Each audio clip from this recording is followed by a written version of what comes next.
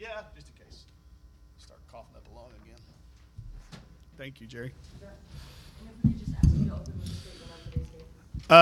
Big win. Anytime you get a NCAA tournament team from the last year with the number of returning starters and their expectations that they have, to put that on your resume, really big. I thought it was hard fought.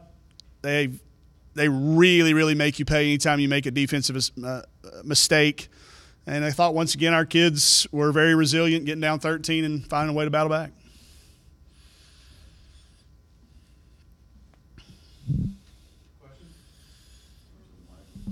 Right there.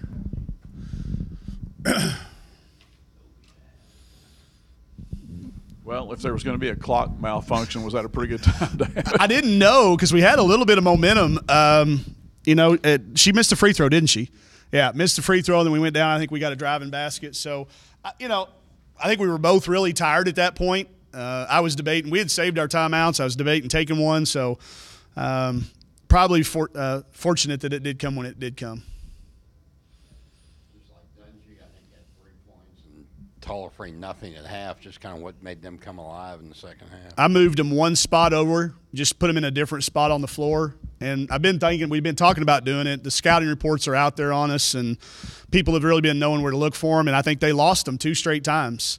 We put Lex at the top and put Chelsea along the baseline, and they made a really nice next pass to each other, and Chelsea hit the corner 3. And then they went zone for a possession, and Lex hit one, and then it was just kind of opened the floodgates. So needed something good to happen to us, and that's what happened. But they have continued to I've shown the utmost confidence in those kids. Their teammates have had confidence in them, so it's good to see a few of those go down. The bank shot that you had there, I think Dungy made it, put you up 1 at the end. Was that a called or an improvised play? How'd they come in? No, it was. We called it coming out. I mean, obviously the bank shots are, you never know for sure whether they were aiming for it, but I know she's going to tell you she did. But, we wanted to get the ball into her hands. They were switching ball screens, and Coach Todd saw a great matchup if they did switch it, and they did, so we went to it. And Chelsea's so hard to guard. And I thought she just – when you've been around her long enough and you see it in practice, you can tell when she's kind of got a little takeover in her, and it looked like she had that in her. So we were hoping she would get fouled because we had gotten fouls called on us on the other end, 4 straight possessions, so we were kind of hoping that a foul would come, but she got the basket instead. How big was it getting Kane in foul trouble and out of the game?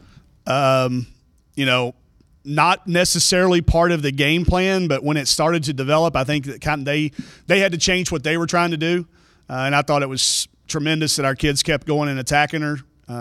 We kept putting her into ball screens so that she had to move her feet, and I think for them that changed the complexion of the game. I think it made them harder to guard, to be honest with you, because the Veerbeck kid can shoot threes. So you have to really come out and guard on the perimeter with her as well. So as fortunate as we were, I thought Kane dominated the game around the basket defensively. That's what I thought the biggest change was we were able to get the ball at the rim a little bit better. She blocked our first 2 or 3 drives, and then I think after she went out and got a little tentative with fouls, that's what probably affected it the most. Issues again in the first, but how big was it to close there and get it to a 5-point game, and then the momentum you took from that? Big. If they hadn't hit the half-court shot or the kind of that runner, not half-court, but the steal and the 3 at the buzzer, I think we would have had just even more momentum going in. But I think with our group, they truly trust each other that if we can hang around until the fourth quarter, our conditioning, our pace will take advantage and we'll take control. We get 53 points in the second half. Is that right? Yeah, 53 in the second half. I think that's just a group that continues to have confidence in themselves and in what we're doing. Got Tulsa, another quick turnaround. You prepared for them, like you said last week. Yep. Just what do you see from them and going over there? Well, a dangerous team at home. They're really hard to scout because they've got a deep roster, and it's been somebody different every single night. You look up, they got somebody different as a high scorer and a contributor, and they can spread you out. We're not going to be necessarily at a size disadvantage, but they play really well at home. They played last night as well. They played Arkansas Little Rock, but they were at home, so the challenge is always that last game before Christmas. because a lot of kids are leaving from Tulsa. We won't even bring them back to Fayetteville with us. There's always travel on their mind. Did I pack all my Christmas presents? So hopefully we take care of all that, and then we can focus on the game. It's an early game too. Is it at 2 o'clock?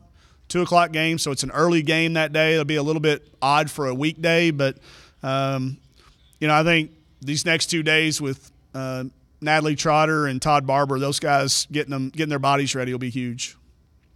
On the 1,000-point club, any comment on that?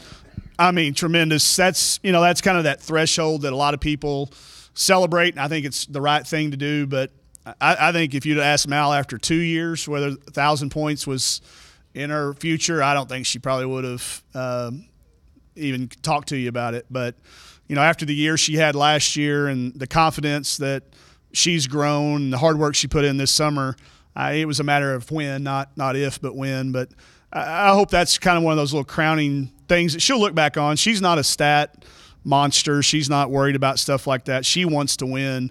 And the fact that we need her to score, she knows that's part of her role. I thought she was really, really good come crunch time tonight.